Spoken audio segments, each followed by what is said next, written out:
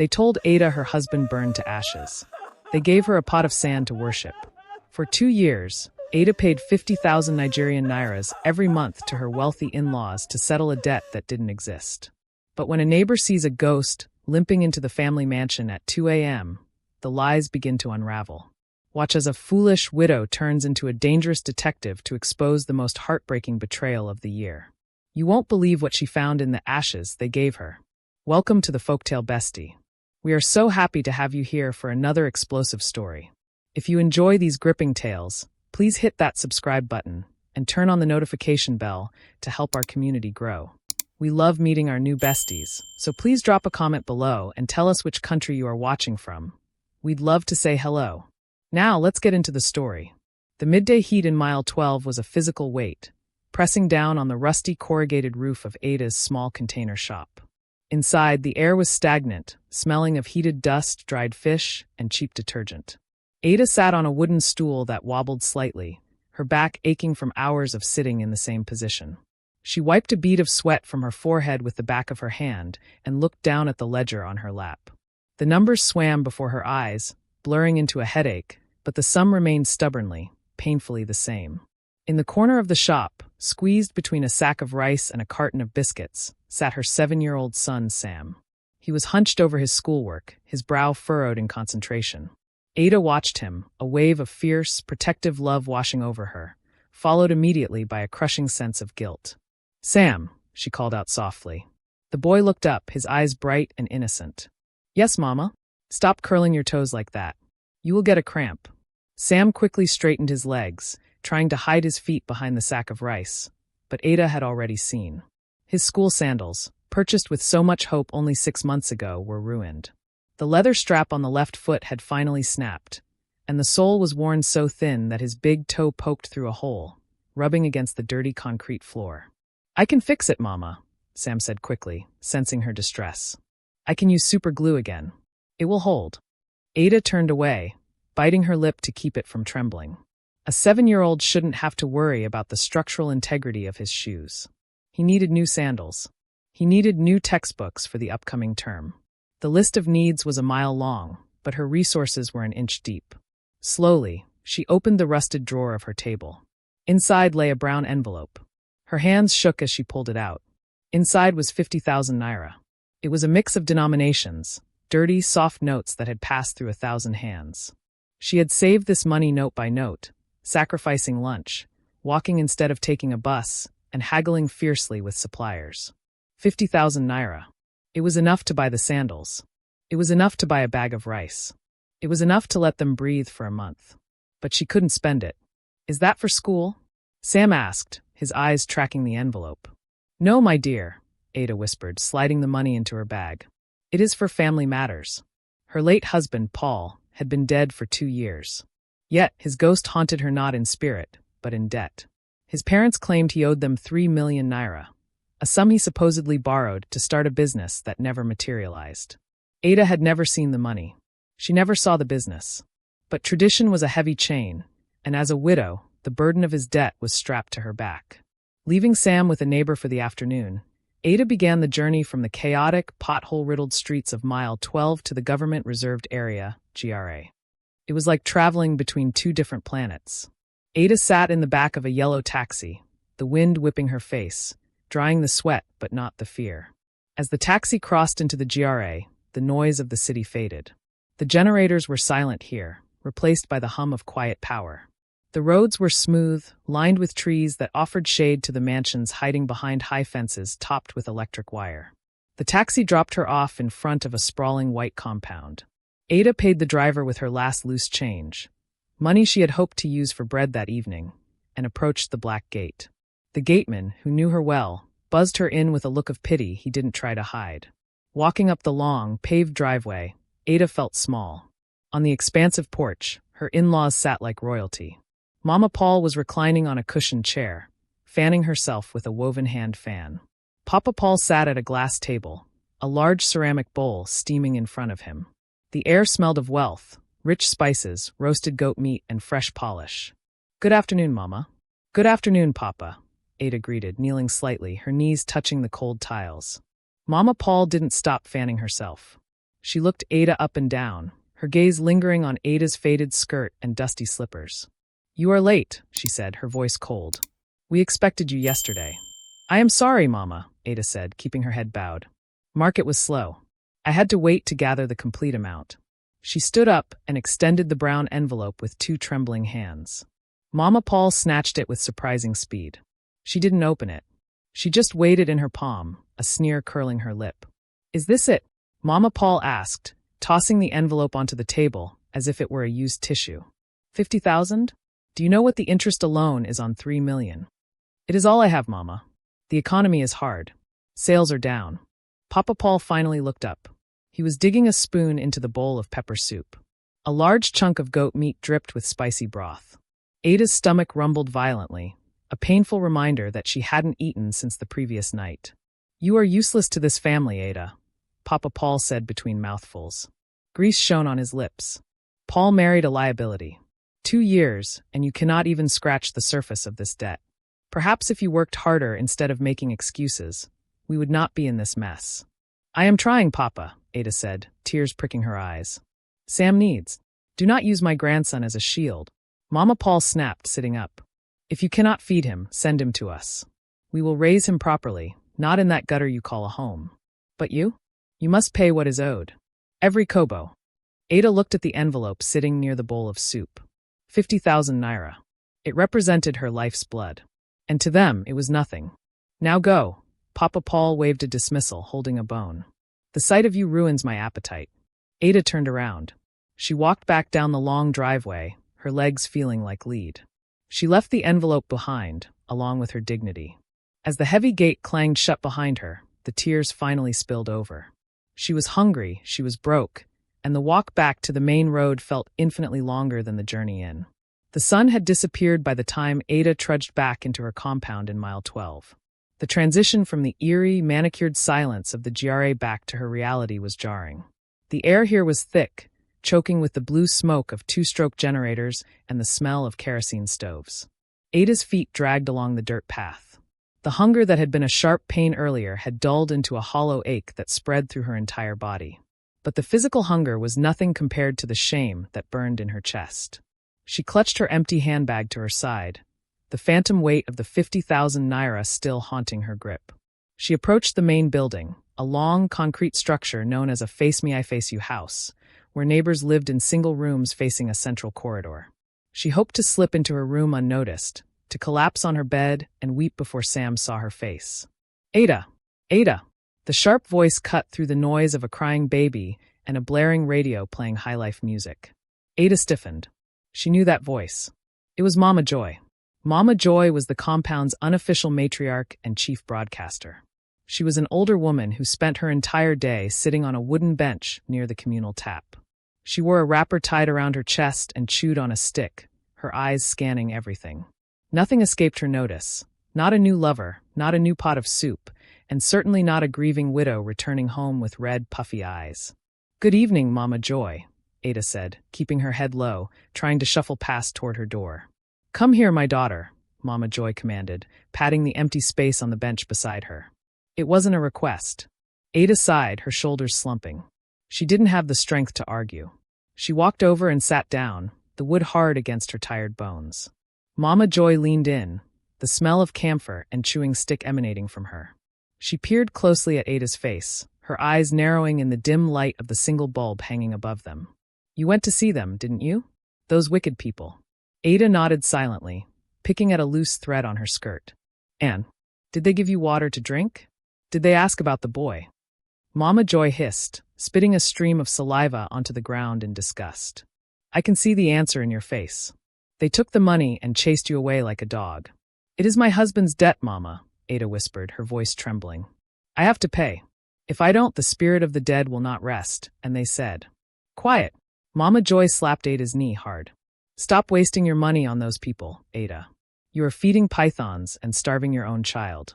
Do you think Paul would want you to walk around with holes in your slippers while his parents eat goat meat?" "I don't have a choice," Ada argued weakly. "They are his parents." "You always have a choice," Mama Joy countered, her voice dropping to a conspiratorial whisper. "But that is not even why I called you. Listen to me very carefully. The atmosphere around the bench shifted instantly. Mama Joy sat up straighter, her demeanor changing from a scolding auntie to something more serious, almost fearful. She swiveled her head left and right, scanning the dark compound to ensure the coast was clear. The generator next door sputtered and died, plunging their corner of the yard into a sudden, heavy silence. Mama Joy grabbed Ada's wrist, her grip surprisingly strong. She pulled Ada so close their foreheads nearly touched. "I saw something, Ada. 2 days ago." Ada frowned, confused by the sudden intensity. "Saw what, Ma? You know my sister? The one who sells roasted corn near the junction at the GRA? The one close to your in-law's big fortress." Ada nodded. "Yes, I know her. I went to visit her," Mama Joy whispered, her eyes wide and reflecting the moonlight. "Her husband was sick, so I stayed late to help cook. It was very late, Ada. Around 2 a.m. The GRA was quiet, dead quiet." Ada's heart began to beat faster, picking up on the old woman's fear.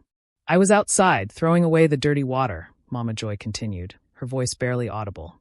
"I looked down the street, toward your in-law's gate. The streetlights were flickering, but I saw a man." "A thief?" Ada asked, clutching her bag tighter. "No, not a thief. A thief hides in the shadows.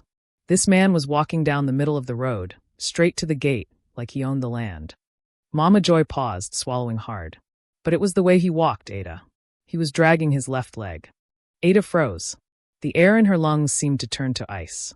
Mama Joy mimicked the sound with her mouth, a rhythmic, dragging cadence. Drag, drag, drag. Drag, drag, drag. The sound hit Ada like a physical blow. She knew that sound. It was the sound of the corrective shoe Paul had worn after his motorcycle accident 5 years ago. It was the sound that used to announce his arrival home every evening. It was the sound of her husband. "He stopped at the gate," Mama Joy said, her eyes boring into Ada's. "He didn't knock. He didn't press the bell. He just stood there, and the small pedestrian gate opened from the inside. He walked in, dragging that leg. Drag, drag, drag. Just like Paul used to walk." Ada jerked her hand away from Mama Joy's grip, springing up from the bench. "Mama, stop it. Paul is dead. I buried him. I saw his body in the casket. I know what I saw." Mama Joy insisted, though she didn't rise. She looked up at Ada with a mixture of pity and terror. "I am an old woman, Ada. I have seen ghosts and I have seen men. That man, he looked too solid to be a ghost. He looked fed. He looked alive." "It is not possible," Ada stammered, backing away toward her door. Her hands were shaking uncontrollably. "You are mistaken. It was just someone with a bad leg. Paul is gone." "Is he?" Mama Joy asked softly to the night air. Ada turned and fled into her room, slamming the wooden door and sliding the metal bolt shut. She leaned against the frame, breathing hard, her chest heaving. "Paul is dead," she told herself over and over. "I threw the dust on his grave." But in the silence of the room, as she looked at Sam sleeping peacefully on the mat, the sound echoed in her mind, louder than the compound noise outside. Drag, drag, drag. A cold chill that had nothing to do with the night breeze settled deep into her bones. The morning sun rose over mile 12, casting long, sharp shadows across the compound, but it brought no warmth to Ada. She had not slept a wink. Every time she closed her eyes, the rhythmic dragging sound, drag, drag, drag, echoed in the darkness, mixing with the hum of mosquitoes. By the time the first rooster crowed, Ada had made up her mind. She could not live in this limbo of fear and poverty. She needed to know if she was a widow grieving a dead husband or a fool crying over a ghost.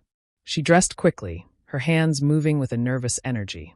After dropping Sam off at a neighbor's room with a vague excuse about a market run, she didn't head to her shop. Instead, she boarded a crowded bus heading towards the heart of the city, to the main market where the noise was loud enough to drown out her thoughts. She was going to see Emeka. Emeka was her cousin, a sharp-eyed, fast-talking young man who ran a small but busy stall selling phone accessories. He was the type of person who knew everyone and everything. If a pin dropped in the market, Emeka knew who dropped it and how much it cost. Ada found him arranging colorful phone cases on a rack. He looked up as she approached, his easy smile vanishing the moment he saw the dark circles under her eyes. "Ada, cousin." He stepped out from behind his counter, wiping his hands on his jeans. "You look like you fought with a masquerade. What is wrong?" "Is it Sam?" "Sam is fine," Ada said, her voice tight.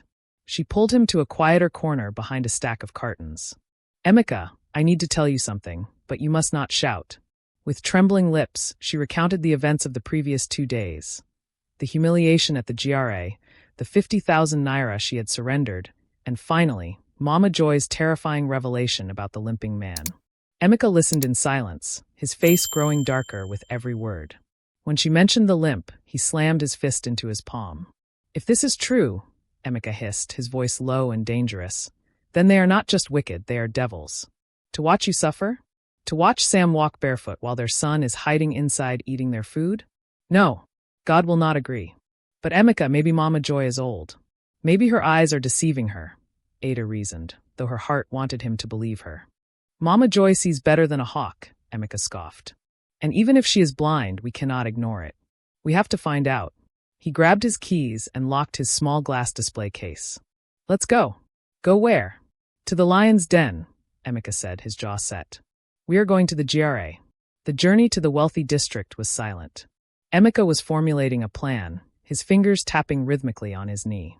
Ada watched the scenery change from the chaotic clusters of yellow buses to the serene, tree-lined avenues of the rich. Fear churned in her stomach, but Emeka's presence gave her a sliver of courage. When they arrived near the street of her in-laws, Emeka didn't march straight to the gate. Instead, he led Ada to a small, roadside food shack, a buka, hidden behind a construction site. He bought 2 packs of jollof rice with plenty of fried meat and a cold bottle of malt. "Who is that for?" Ada asked. "For the key to the truth," Emeka winked. They walked down the quiet street. The in-laws' house loomed ahead, a fortress of white concrete. At the black gate, the same security man who had buzzed Ada in the previous day sat in his small booth, looking bored and staring at a small television screen. Emeka approached with a wide, friendly grin, transforming instantly from an angry cousin into a charming street hustler. "Oga Security." "Well done, oh," Emeka hailed, leaning casually against the gatehouse window. The guard looked up, suspicious at first, but his eyes softened when he saw Ada. "Ah, madam. You are back. They are not around, oh. They went out." "We didn't come to see the masters," Emeka said smoothly, lowering his voice. He lifted the plastic bag containing the food. The aroma of hot jollof rice wafted into the booth. "We actually came for you." The guard's eyes locked onto the food. "For me?" "Yes," Emeka said, sliding the pack of food and the cold drink through the window gap. He also slipped a folded 1,000 naira note into the guard's hand. "We just need a small favor. A very small one." The guard opened the food pack, the steam hitting his face. He looked at the money, then at Emeka. "What kind of favor?"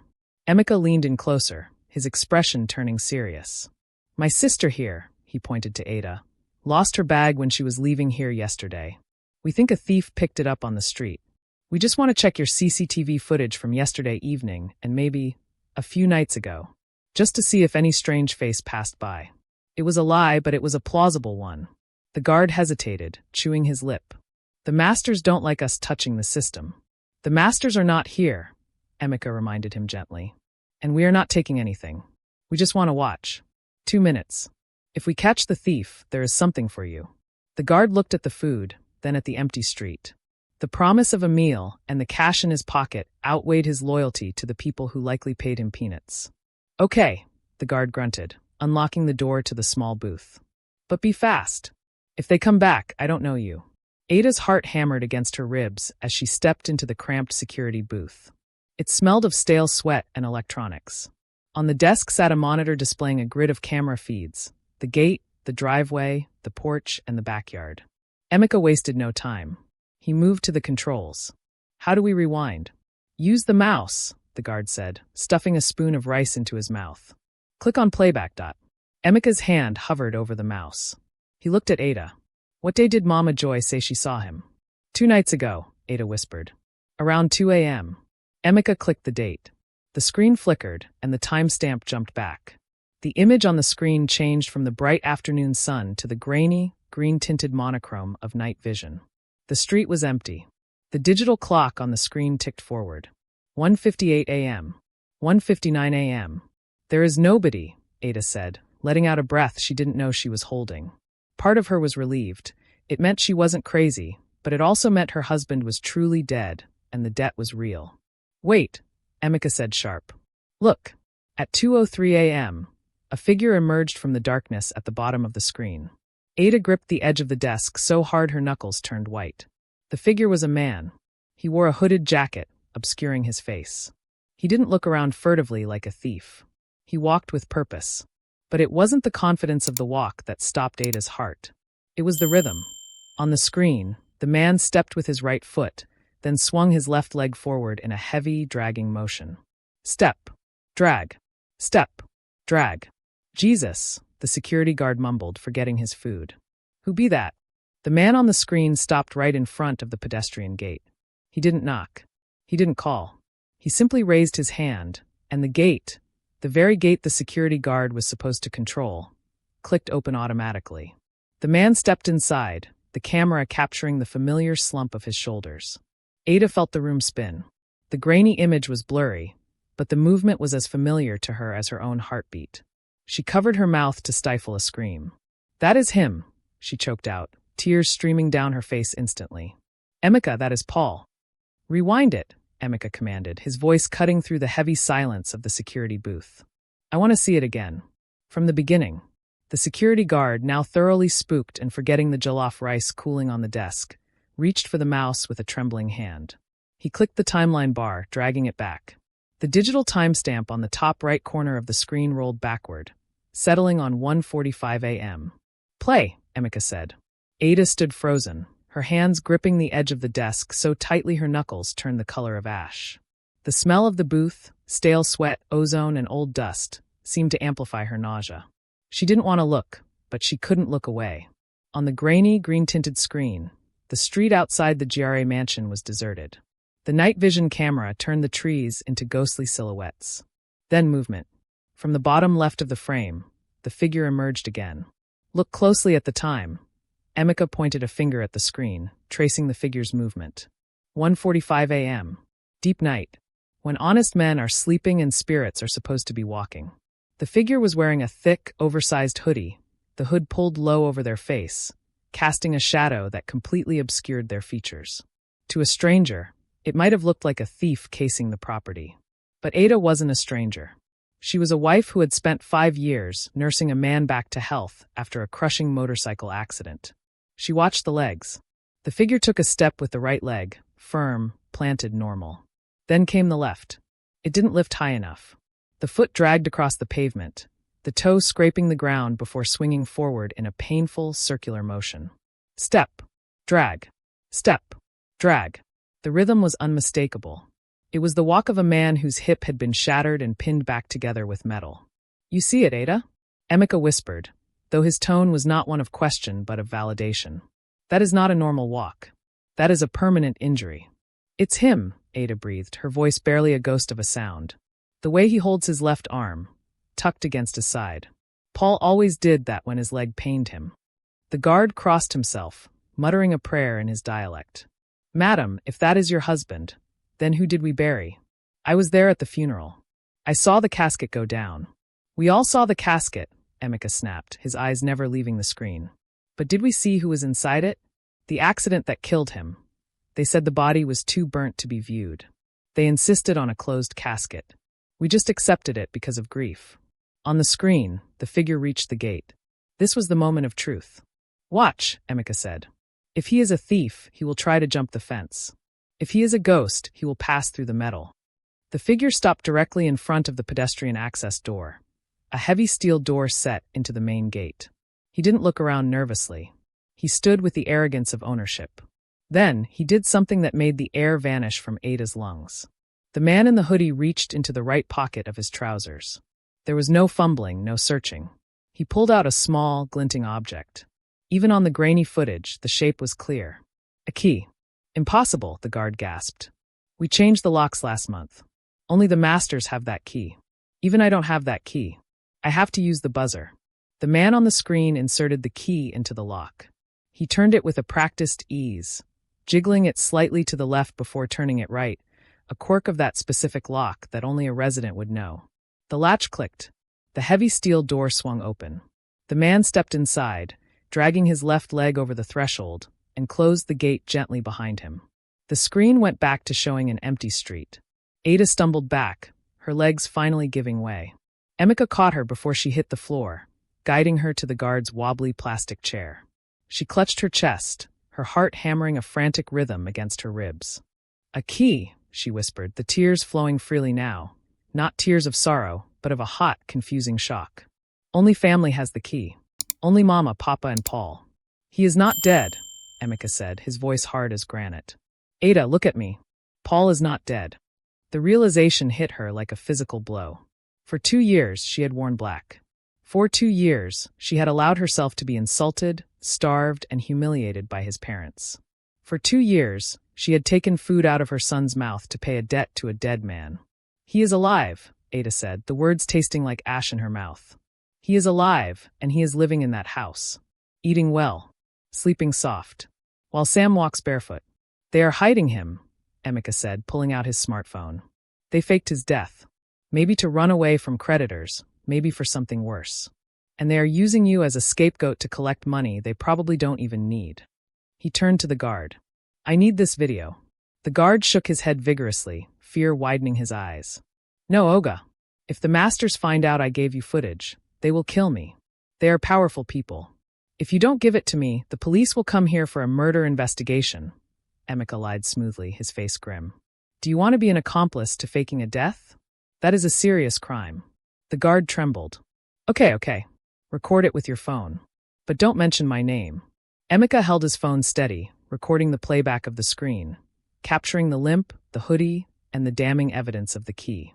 When he was done, he pocketed the phone and grabbed Ada's hand. Stand up, cousin, Emeka said, pulling her to her feet. The gentleness was gone from his voice, replaced by a warrior's resolve. We are done crying. You are not a widow. You are a victim of a very wicked game. Ada wiped her face. The sadness was evaporating, burned away by a sudden, intense spark of rage. She looked at the blank monitor, then at the white mansion looming through the window of the booth. They have the key to the gate, Ada said, her voice steady for the first time in years. But we have the key to their secret. Come, Emeka said, opening the door of the booth. We have work to do. As they stepped out of the booth, the GRA didn't look like a paradise anymore. It looked like a crime scene. And Ada was ready to be the detective. The revelation in the security booth had lit a fire in Ada's chest. But as she and Emeka walked away from the GRA gate, that fire turned into a cold, calculating knot of ice. Emeka wanted to go to the police station immediately. He wanted to drag the officers to the house and break down the doors. But Ada held him back. No, she said, her voice trembling but firm. The police here eat from the hands of the rich. If we go to them with just a video on a phone, Papa Paul will make a phone call. The video will disappear, and I will be arrested for harassment. So what do we do? Emeka asked, frustrated. We know he is in there. I need to hear him, Ada said. I have seen a shadow on a screen. Now I need to hear the voice of the man who promised to love me until death. I need to be sure before I burn everything down. To get close to the house without raising an alarm, Ada needed a Trojan horse. She couldn't just walk up the driveway empty-handed. That would invite questions. She needed to look like the submissive, begging daughter-in-law they expected her to be. They stopped at a small market stall near the junction. Ada selected the largest, most impressive tuber of yam she could find. It was heavy, covered in brown earth and fine hairs. It cost a significant portion of the little cash she had left, but it was a necessary investment. Wait for me at the junction, she told Emeka. If I am not back in 20 minutes, come to the gate. Be careful, Ada, Emeka warned, his eyes dark with worry. You are walking into a snake pit. Ada nodded and turned back toward the white mansion. The walk felt different this time. Yesterday, she had walked this path as a beggar, crushed by the weight of debt. Today, she walked it as a spy, carrying the weight of the truth. The security guard, now an accomplice in their conspiracy, opened the pedestrian gate for her without a word. He looked nervous, refusing to meet her eyes, and simply waved her through. Ada adjusted the heavy tuber of yam in her arms. It was rough against her skin, a grounding physical sensation that kept her focused. She walked up the paved driveway, sticking to the grass verge to muffle the sound of her footsteps. The house loomed ahead, silent and imposing in the afternoon heat. The cars were parked in the garage, Papa Paul's SUV and a smaller sedan. They were home. Usually, she would go to the back door, the entrance reserved for help and poor relatives. But today, she needed to be near the main living room. She crept toward the front veranda, her heart hammering against her ribs like a trapped bird. The heavy mahogany front door was solid, but the side window, a tall, ornate pane of glass covered by a mosquito net and heavy curtains, was slightly ajar to let in the breeze. Ada placed her feet carefully, avoiding the dry leaves that had fallen from the ornamental palm trees. She pressed herself against the cold white wall, clutching the yam to her chest like a shield. Inside, the house was alive. Ada could hear the clatter of porcelain plates and the heavy thud of cutlery. The smell of food wafted out through the window gap, the rich, distinct aroma of ofada rice sauce, pungent with locust beans and fried peppers. It made her mouth water, followed immediately by a wave of nausea. She was starving, yet the thought of food made her sick. Then she heard laughter. It was Mama Paul's laugh, a high, shrill sound that Ada had rarely heard directed at her. "Eat, my son, eat," Mama Paul's voice drifted out, dripping with affection. "You have lost too much weight hiding in that room upstairs. You need to regain your strength. Don't worry, Mama. With this you're cooking, I will be fat in no time," a deep voice replied. Ada's breath hitched. The world seemed to stop spinning. The birds in the trees, the distant hum of traffic, the wind. Everything fell silent. All that remained was that voice. It was rough, baritone, and familiar. It was the voice that had whispered promises to her on their wedding night. It was the voice that had sung lullabies to Sam when he was a baby. "Papa, is the wine finished?" the voice asked again. "There is more in the fridge," came Papa Paul's gruff reply. "But take it easy. We don't want the neighbors seeing you drunk on the balcony." "Let them see," the voice laughed, a sound that chilled Ada to the bone. "Who will they see? A ghost? Let them run." Ada began to shake violently. The yam in her arms felt like it weighed a ton. Her knees knocked together. It was true. It was all true. Then came the sentence that shattered whatever fragile hope she had left that this was a misunderstanding. The deep voice spoke clearly, right near the window. "Mama, this meat is too sweet. Pass me the beer. Let me wash down this enjoyment." It was Paul. There was no mistake. There was no doubt. It was Paul, alive, healthy, and eating a feast while his son walked around with holes in his shoes. He was drinking beer while his wife starved to pay a debt for a business that never existed. He wasn't dead. He was hiding. He had abandoned them to poverty and humiliation, watching from his ivory tower while they suffered in the mud. A sob threatened to erupt from Ada's throat. She bit down hard on her own hand, tasting blood, to stifle the sound. She couldn't let them know she was there. If they found her now, she didn't know what they would do. They were capable of faking a death. They were capable of anything. Slowly, terrifyingly, she lowered the big tuber of yam. She set it down gently on the tiled floor of the veranda, right in front of the door. A silent message. "I was here." She backed away, her eyes fixed on the window where the monster who wore her husband's face sat eating. Once she hit the grass, she turned and ran. She ran down the driveway, ignoring the stealth she had used earlier. She didn't care if the guards saw her. She didn't care if she tripped. She burst through the pedestrian gate and sprinted toward the junction where Emeka was waiting. She needed to get away from the house of the living dead. She needed to scream. Ada's flight from the GRA was a blur of adrenaline and tears. She ran until her lungs burned, collapsing onto the passenger seat of the taxi Emeka had hailed at the junction. She couldn't speak, her throat constricted by the phantom echo of Paul's laughter. She simply nodded when Emeka asked if she was sure. She was more than sure, she was shattered. "Okay," Emeka said, his hands gripping the steering wheel of the taxi he had chartered for the day. His face was set in a grim mask. "We have seen the ghost. We have heard the ghost. Now we need to see what feeds the ghost. Ghosts don't eat goat meat and drink beer without money." He drove them away from the quiet, tree-lined streets of the wealthy district and back toward the chaotic heart of the city. He didn't take her home to mile 12. Instead, he navigated toward the commercial banking district, a cluster of high-rise glass buildings that reflected the afternoon sun. "I have a guy," Emeka explained as he parked the car in a shadowy spot behind a row of hawker stalls. "His name is Tund. We played football together in secondary school. He works in the operations department of the bank where your in-laws have their main account. I've seen Papa Paul use that specific branch near the market." "Emeka, that is illegal," Ada whispered, her voice hoarse. "If he gets caught checking a customer's account without authorization, he will go to jail. And if we don't do this, you will stay in your own prison forever," Emeka countered. "We need to know the scale of this wickedness." They waited for 20 minutes in the sweltering heat of the car until a young man in a crisp white shirt and tie emerged from the bank's rear exit. He looked nervous, constantly adjusting his glasses and checking his watch. This was Tund. Emeka signaled him over. Tund slid into the back seat of the taxi, bringing with him the smell of air conditioning and cologne. "Emeka, you are going to get me sacked," Tund said immediately, wiping sweat from his brow. "You can't just call me out in the middle of the day to spy on people. The audit team is very strict." "Tund, look at her," Emeka said, pointing to Ada in the front seat. Tund looked. He saw a woman who looked like she had been dragged through hell. Her eyes were red, her clothes were dusty from crouching on the veranda, and her hands were trembling. "This is my cousin Ada," Emeka said softly. "The people I'm asking you to check, they are her in-laws. They told her husband is dead. They make her pay 50,000 naira every month for his debt. But we just saw the husband eating rice in their house." Tund's mouth fell open. "What? You mean fake death? We need to know if they are broke or if they are just evil," Emeka said. "Please, Tund. Just a peek. We won't take a picture. Just tell us what you see." Tund hesitated, looking at Ada's desperate face. He sighed heavily, pulled out a tablet he had concealed under his jacket, and tethered it to his phone's data. "Give me the name." "Chief and Lolo Okafor," Ada said, giving Papa Paul's formal banking name. "Join account." Tund tapped on the screen. His brow furrowed as he navigated the bank's internal portal. He typed in a query. The silence in the car was thick, broken only by the sound of passing traffic. Then Tund stopped tapping. He adjusted his glasses. He leaned closer to the screen. "Jesus Christ," he whispered.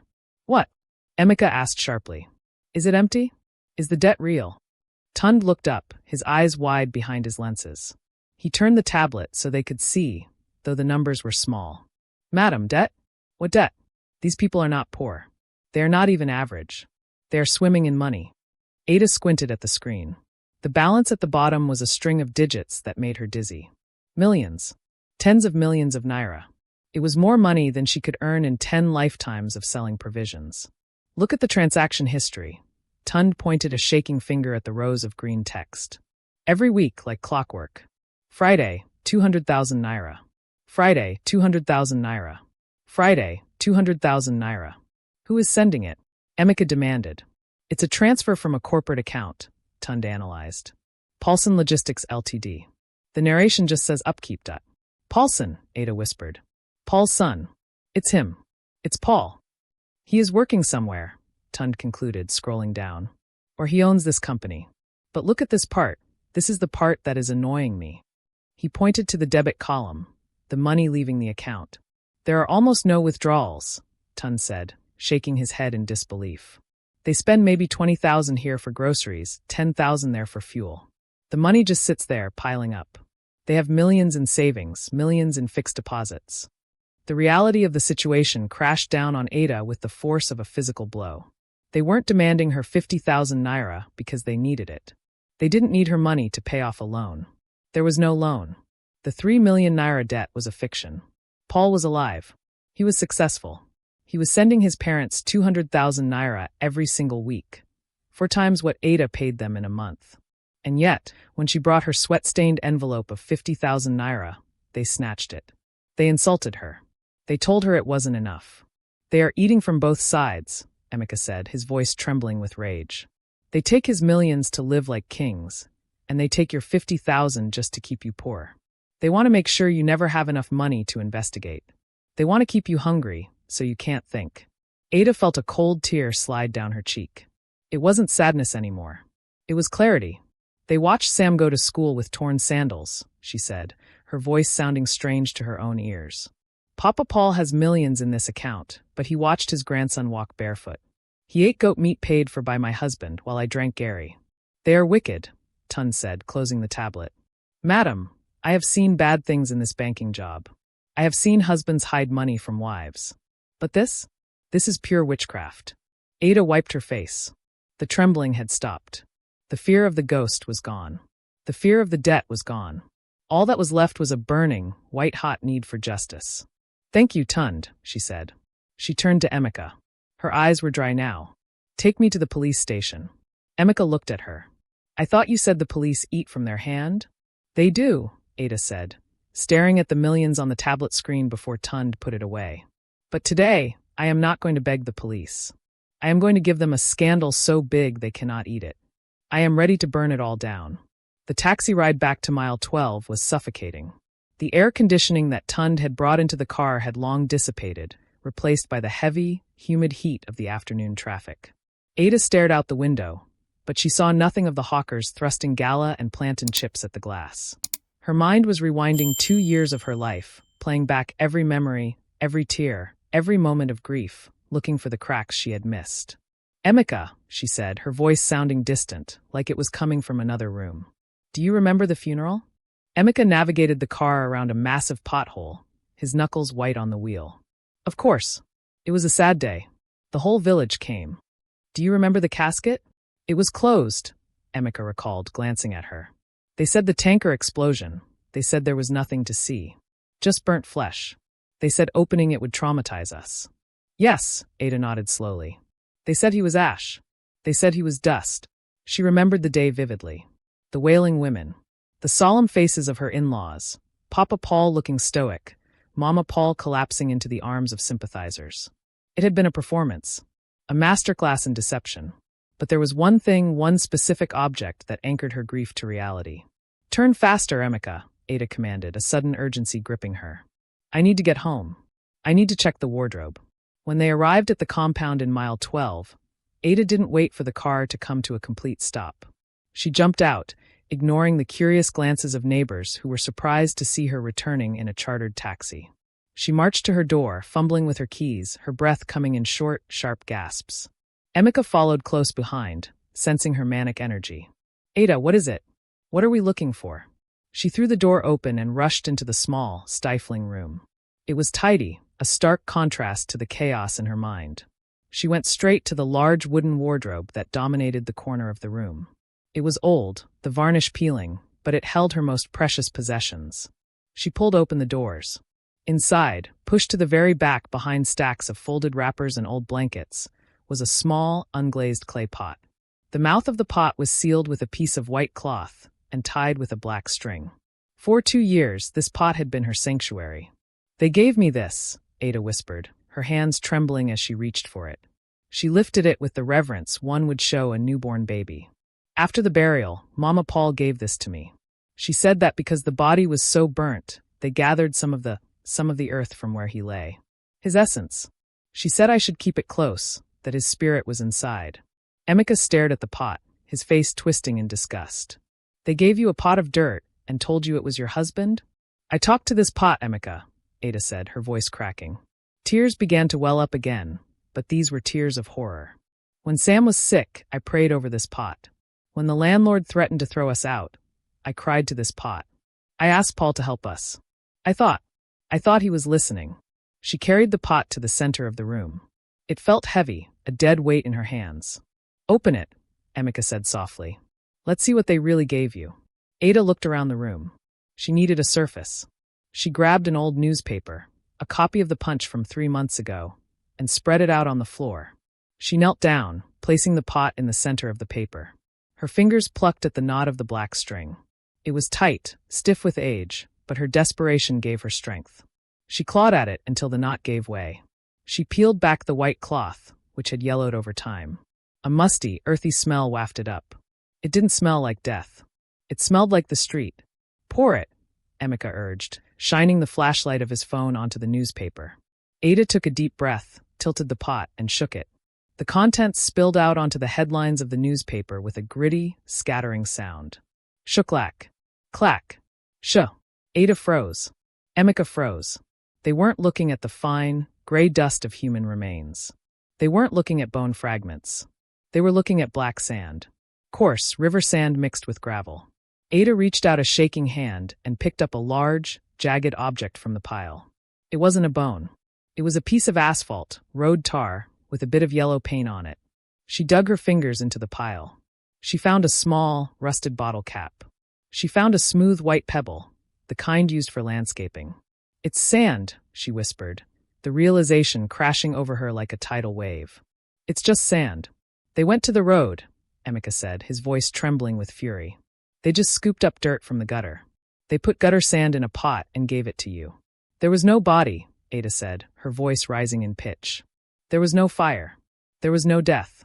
She looked at the pile of dirt. This was what she had mourned. This was what she had honored.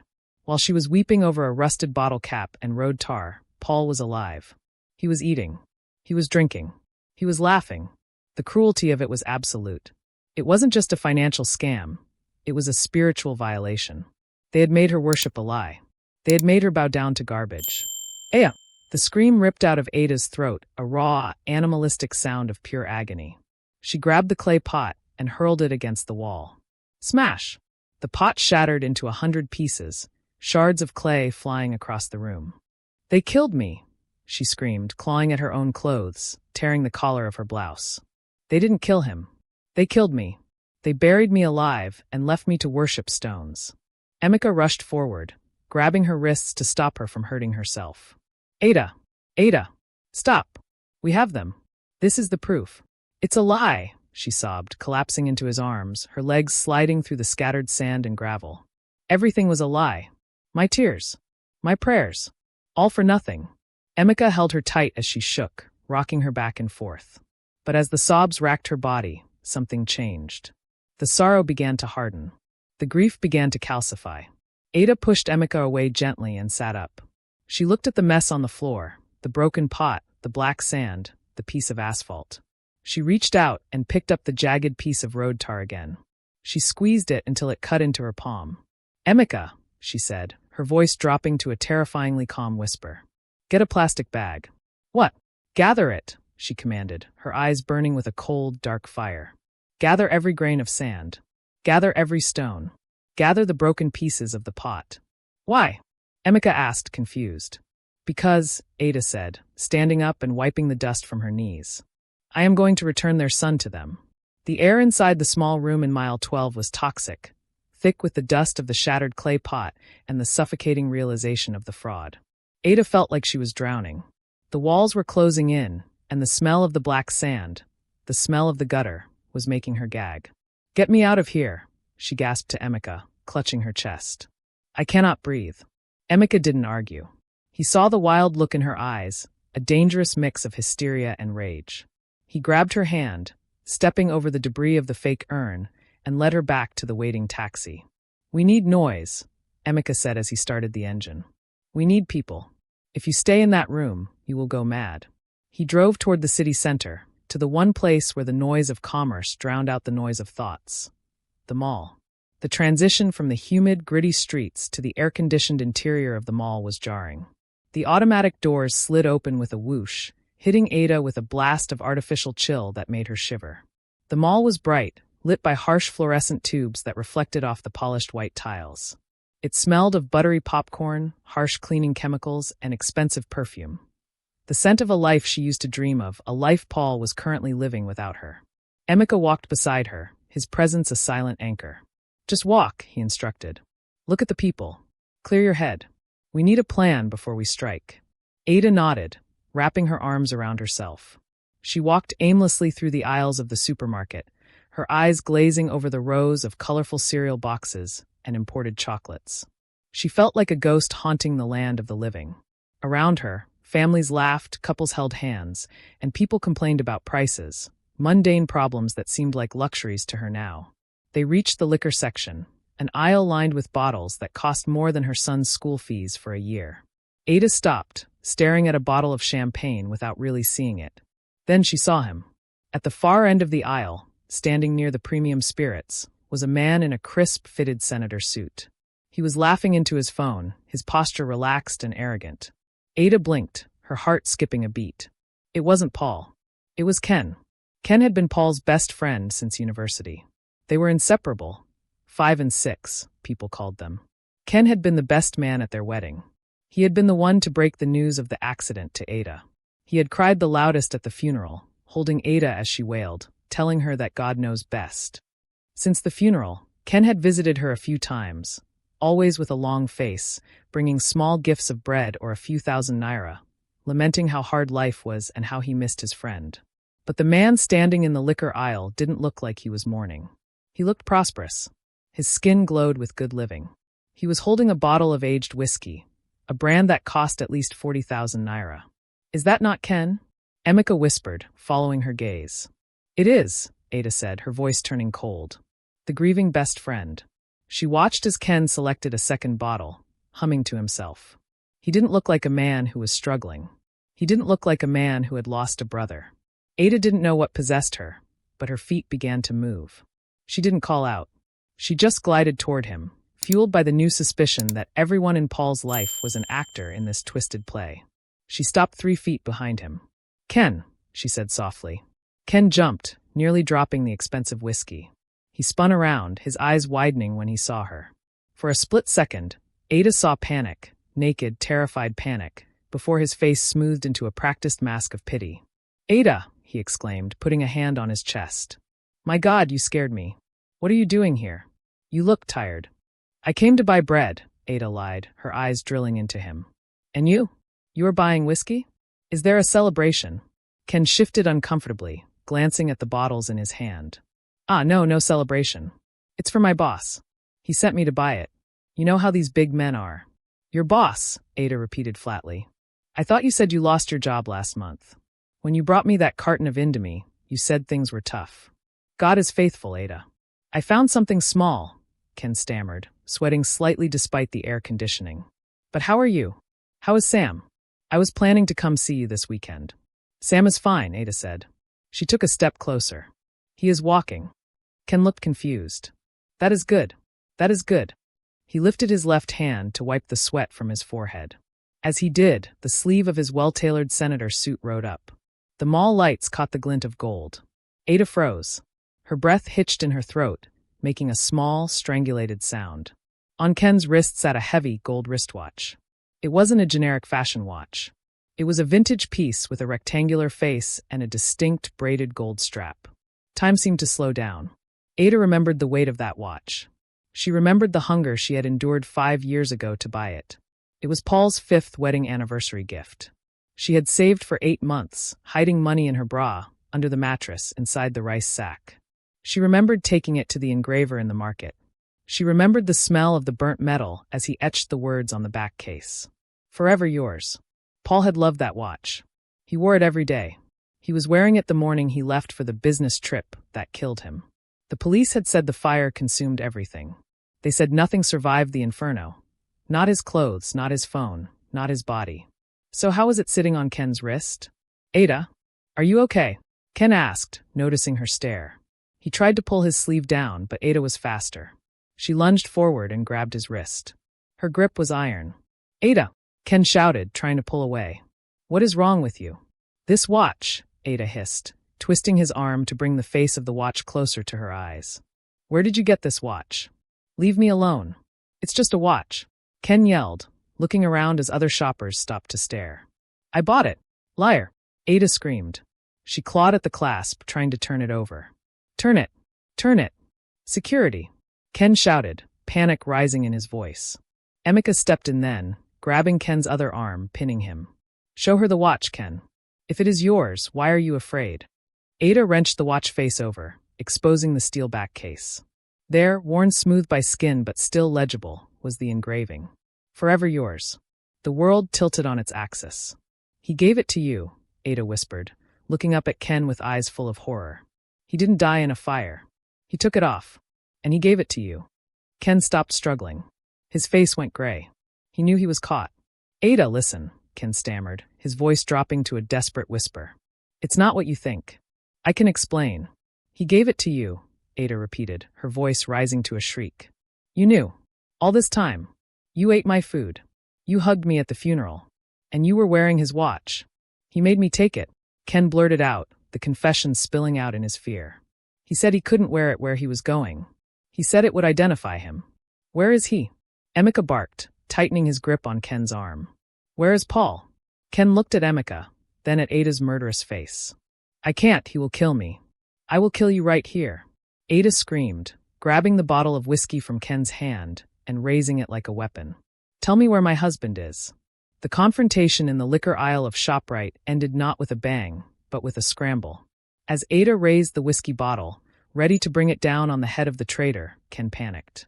With a burst of desperate strength, he twisted out of Emeka's grip, shoving Ada backward into a display of potato chips. By the time Emeka regained his balance, Ken was already sprinting toward the exit, his expensive senator suit flapping behind him. "Let him go!" Emeka shouted as Ada scrambled to her feet, ready to give chase. "He is escaping. He knows where Paul is." Ada screamed, her eyes wild. Exactly, Emeka said, grabbing her arm and pulling her toward the exit. A frightened rat runs to its hole. He is going to warn Paul. And we're going to follow him. They rushed back to the chartered taxi. Emeka peeled out of the parking lot just in time to see Ken's silver Toyota Camry merge frantically into the traffic of the main road. Don't get too close, Ada warned, her hands gripping the dashboard. If he sees us, he might not go there. He is not looking in his mirror, Emeka muttered, his eyes narrowed in concentration. He is looking at his life flashing before his eyes. He is terrified. The chase led them away from the polished commercial center of the city. They drove past the bustling markets, past the residential layouts, and began to descend into the older, grittier part of town, Coal Camp. Coal Camp was a place of rust and iron, a labyrinth of mechanic workshops, spare parts dealers, and abandoned colonial warehouses. The air here tasted of diesel fumes and welding smoke. The roads were narrow, lined with the skeletons of old cars and piles of discarded tires. Ken's car took a sharp turn down a dirt road that wound behind a row of dilapidated warehouses. Emeka killed his headlights, allowing the car to roll silently in the growing twilight. He's stopping, Emeka whispered. Up ahead, Ken's car skidded to a halt in front of a small, brick building attached to the back of a large, rusted corrugated iron shed. The area was deserted, the mechanics having gone home for the day. The only light came from a single, yellow bulb hanging over the metal door of the building. Ken jumped out of his car, looking left and right like a thief. He didn't see Emeka's taxi parked in the deep shadows of a mango tree 50 meters away. He banged on the metal door, 3 sharp raps, a pause, then 2 more. A code. The door creaked open, and Ken slipped inside. We have them, Ada whispered. Her heart was pounding so hard she felt it in her throat. It wasn't fear anymore. It was the cold, hard adrenaline of a hunter cornering its prey. Stay close to the wall, Emeka instructed as they slipped out of the car. And keep your phone ready. They moved like ghosts through the junkyard, stepping over rusted exhaust pipes and transmission gears. The darkness of Coal Camp was their ally. They reached the side of the brick building. The windows were high up, covered in grime and barred with iron, but one of them was slightly open to let out the smoke. Emeka found an old engine block and placed it beneath the window. He boosted Ada up first. She gripped the iron bars and peered through the dirty glass. The room inside was a stark contrast to the exterior. It was furnished like a bachelor pad, a leather sofa, a flat-screen TV playing a football match, and a table littered with beer bottles and ashtrays. A generator hummed somewhere in the back, powering the air conditioner. And there he was. Paul was sitting on the leather sofa, his legs propped up on the table. He was wearing a singlet and boxers, looking relaxed and fleshy. He held a cigarette in one hand and a bottle of stout in the other. He didn't look like a dead man. He didn't look like a man in pain. He looked like a man on vacation. Ken was pacing the room, sweating profusely, waving his hands in the air. You need to calm down, Ken. Paul's voice drifted through the window. It was deep, arrogant, and utterly devoid of worry. Calm down. Paul, she saw the watch. Ken shouted. She grabbed me. She knows. She is going to bring the police. She won't bring the police, Paul scoffed, taking a long drag of his cigarette. Ada is timid. She is scared of her own shadow. She probably thinks you stole it. She didn't look timid today, man. She looked like a mad woman. Ken insisted. We need to leave. We need to move locations tonight. Ada's hands shook as she pulled out her smartphone. She pressed the camera against the gap in the window frame, ensuring the lens had a clear view of Paul's face. She hit the record button. Why are you so afraid? Paul laughed, a cruel, wheezing sound. Even if she suspects, she has no proof. My death certificate is signed. The police report is filed. I am legally dust. But why did you give me the watch? Ken moaned, sinking into a chair. I told you it was a bad idea. I gave it to you because I couldn't sell it, and I couldn't wear it, Paul said, flicking ash onto the floor. And frankly, I didn't think you would be stupid enough to wear it to ShopRite. Paul swung his legs off the table and sat up. He didn't limp. He moved with the ease of a man who had never been injured. Look, Ken, Paul said, his tone turning serious. I had to do this. You know the debts I had. Those boys from Malaysia, they don't joke. If I didn't disappear, they would have cut me into pieces. Faking the accident was the only way to wipe the slate clean. The 3 million naira debt? That was just the tip of the iceberg. I owed 50 million. I know, Ken said. But what about Ada? What about Sam? Paul let out a long sigh, shaking his head. Collateral damage. Then a smirk slowly spread across his face. He took a sip of his beer. Besides, Paul chuckled, it's actually working out perfectly. My parents are taking care of me with the company funds I diverted before the crash.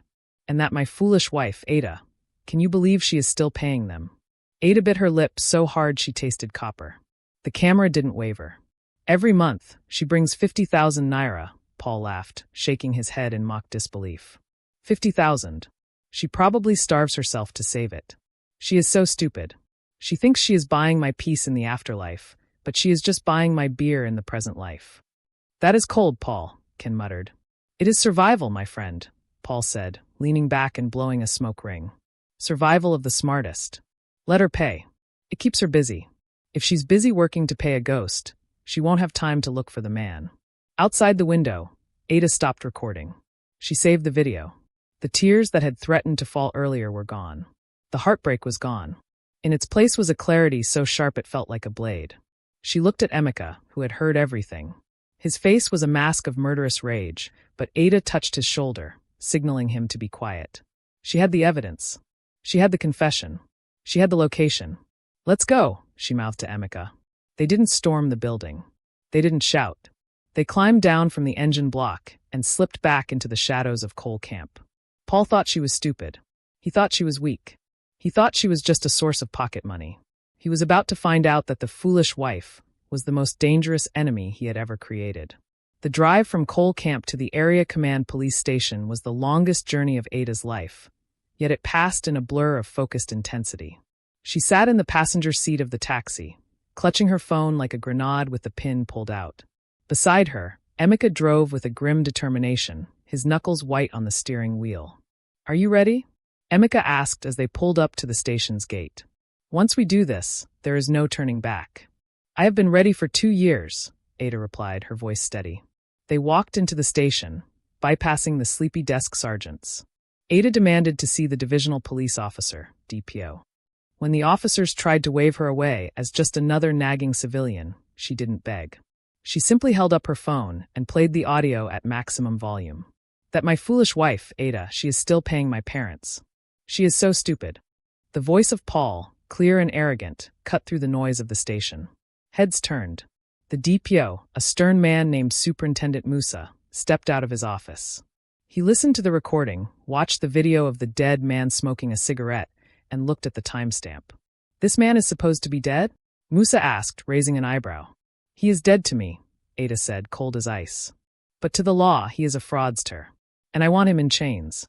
30 minutes later, the quiet of Coal Camp was shattered by the wail of sirens. 3 police trucks screeched to a halt in front of the rusted warehouse. Officers in tactical gear swarmed the building, their flashlights cutting through the gloom. Inside, Paul and Ken were still arguing about the watch, oblivious to the storm gathering outside. They didn't even hear the footsteps until the metal door was kicked open with a deafening crash. Police. Nobody move. Paul froze, his beer bottle halfway to his mouth. The arrogance that had defined him an hour ago evaporated instantly. He scrambled backward, trying to dive behind the leather sofa, but it was useless. 2 officers dragged him out, pinning him to the filthy floor. It's a mistake, Paul screamed, his face pressed against the concrete. I am a ghost. I am confused. Ada stepped into the room, flanked by the DPO. She looked down at her husband, the man who had been her world, now reduced to a whimpering coward in boxer shorts. Paul looked up and saw her. Ada? Baby. Please tell them. It's a misunderstanding. Ada leaned down, her face inches from his. I am not baby. I am that foolish wife. And you are right, Paul. I was stupid. But now I am smart. She signaled the officers. Take him away. As they hauled Paul and a weeping Ken into the van, a second team was dispatched to the GRA. The raid on the White Mansion was less violent, but equally satisfying. Mama Paul was dragged out in her silk nightgown, screaming curses, while Papa Paul, stripped of his dignity and his pepper soup, was handcuffed in his driveway. The neighbors, whom they had tried so hard to impress, watched from behind their curtains as the mourning parents were exposed as co-conspirators in a grand theft. 3 months later, the High Court was packed. The story of the ghost husband had seized the city's imagination. Reporters jostled for space, cameras flashing as the defendants were led into the dock. Paul stood with his head bowed. He looked thinner, his skin pale from months in remand. The arrogance was gone, replaced by the hollow look of a man who knew he had lost everything. The judge, a no-nonsense woman with glasses perched on her nose, read the judgment with a voice that tolerated no nonsense. Mr. Paul Okafor, for the crimes of insurance fraud, identity theft, and conspiracy, and for the psychological torture inflicted upon your wife, I sentence you to 12 years in federal prison with hard labor. The gavel banged, sounding like a gunshot in the silent courtroom. Paul collapsed into his hands.